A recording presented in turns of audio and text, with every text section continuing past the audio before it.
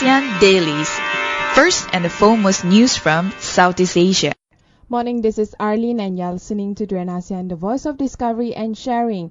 Today's update on our ASEAN Daily.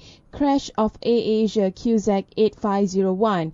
Key findings of investigation reports uncovered and problems with a glitch-prone rudder component and the way pilots tried to respond were major factors in the crash of an Indonesian AirAsia jet last year that killed all 162 people on board. Another news in Malaysia, National Security Council Bill tabled. The National Security Council Bill was tabled at the Dewan Rakyat yesterday. The bill, which was tabled by the Minister in the Prime Minister's Department, Datuk Sri Dr. Shahidan Kasim, for first reading earlier, among others, stated the council will be headed by the Prime Minister as its chairman, with members consisting of a Deputy Prime Minister, Chief Secretary, Defence Minister and Inspector General of Police. Under Clause 18, the Prime Minister, with the advice of the Council, may make a declaration of a security area that is seriously disturbed or threatened and likely to cause serious harm to people, territories, economy, key infrastructures, or any interest of Malaysia. In the security area, designated authorities, including the army and the police, are allowed to arrest or search any individual deemed a threat without a warrant. The bill also looked into discretionary powers provided under the Emergency Ordinance, giving authorities more power to deal with security issues. Another news in Indonesia, Jokowi in hot seat to halt rapid deforestation. NGO are disappointed with Jokowi's speech that made no mention of new ways to preserve forests. And this must be something that needs to be addressed as soon as possible, according to the non-governmental organization in Indonesia, as deforestation has become one of the major environmental problem in Indonesia. We'll take a short break. When we return, we'll discuss further on the political side of Southeast Asia.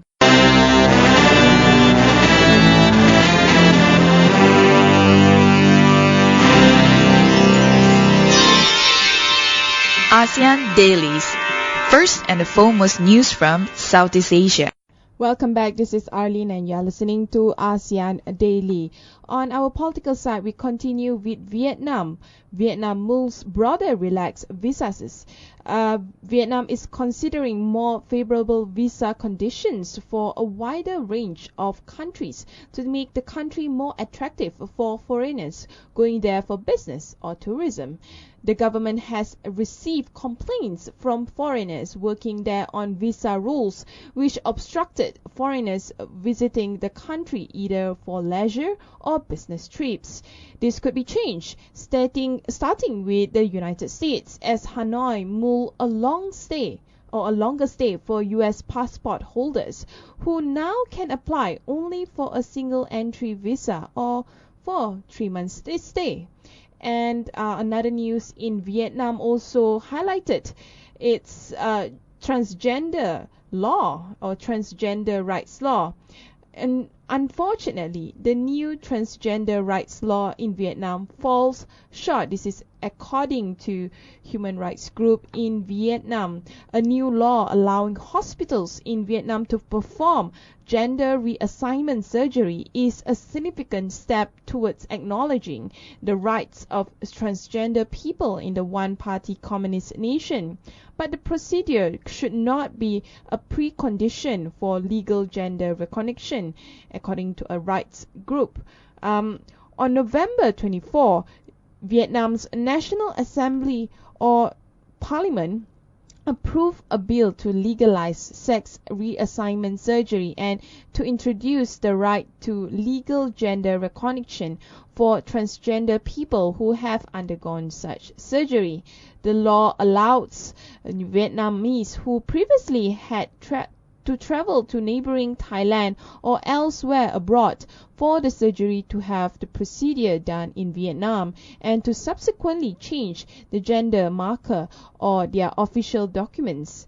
New York-based Human Rights Watch welcomed the legislation in a statement on Monday, but said that the requirement for surgical procedures as a precondition to legal gender recognition imposes fundamental rights to be recognized in the gender which they identify. Another news, we move on to Myanmar. Aung San Suu Kyi and Myanmar military chief discuss transfer of power. Pro-democracy leader holds 1-hour meeting with top general Aung to talk transition after her election victory.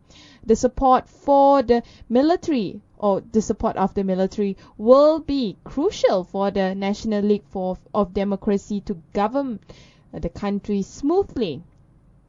Aung San Suu Kyi and Myanmar Armed Forces Chief Aung Hlaing talked for more than an hour at the military chief's office in the capital Naypyidaw. No aides were present. Neither Aung San Suu Kyi nor NLD spokesperson have commented on the pivotal meetings. Blogger and activist Ne Ponlet and NLD politician-elect said the Burmese public were watching the talks closely. The transition period is very important, according to the blogger. Myanmar has no experience of the old government giving power to the winning party.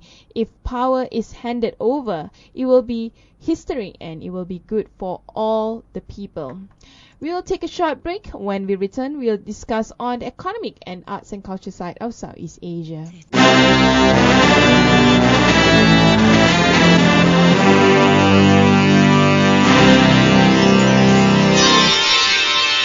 ASEAN Dailies. First and the foremost news from Southeast Asia. Welcome back. This is Arlene and you're with me on ASEAN Daily. So on the economic side, we want to highlight what's happening in the Philippines right now. The ASEAN Development Bank leads lending to Philippine projects. The Filipino government's effort to improve its infrastructure were that this week bolstered by 2 large and separate lending packages. The ASEAN Development Bank approved a loan of $600 million to the country, designed to encourage private sector investment in infrastructure projects there. The loan has 2 tranches of $300 million, the first of which is set to promote public-private partnerships to form a form of financing that has struggled to gain traction in the Philippines and in Southeast Asia generally. The second loan, on the other hand, supports policy changes to deepen the non-bank financial sector to unlock more long-term private funding for infrastructure. Another news on Southeast Asia. Southeast Asia needs to do more to open markets. Despite numerous pledges and years of effort to transform Southeast Asia into a single market, the 10-nation region remains resistant to free-flowing trade and fortified against imports to the cost of some global companies. The study, commissioned and paid by the U.S. automaker General Motors, or GM, highlights a lack of progress by ASEAN to harmonize trade and investment rules, leaving the auto industry with little to show for a decade of trade liberalization. In a study, consultancy Oxford Economics found the tariffs in ASEAN on imported goods such as cars generally have fallen dramatically, but this is undermined by industrial policies that promote some products through tax and other incentives, but require them to have high levels of locally made components that put imported goods at a competitive disadvantage. Policies like Indonesia's low-cost green cars and one in Thailand dubbed Eco2 neutralize the positive impact of lower tariffs, said General Motors. We move on to arts and culture. Over 200 artists to join Vietnam, Laos and Cambodia Young Circus Festival. The 2015 Young Circus Talent Competition in Vietnam, Laos and Cambodia is scheduled to take place in Hanoi on December 8 to 12, which is this next week, in fact. It was announced by the head of the Performing Arts Department, Nguyen Dang Cho, at a press conference in Hanoi. And on another news, Sagada hosts a cultural exchanges program with ASEAN neighbors, recognizing the cultural practices in the tourism town are still widely observed. The National Center for Culture and the Arts brought over 70 delegates from different countries in Southeast Asia for the second cycle of the ASEAN Youth Camp. Hopefully, with the cultural exchange, more and more young people in Southeast Asia have greater ASEAN awareness.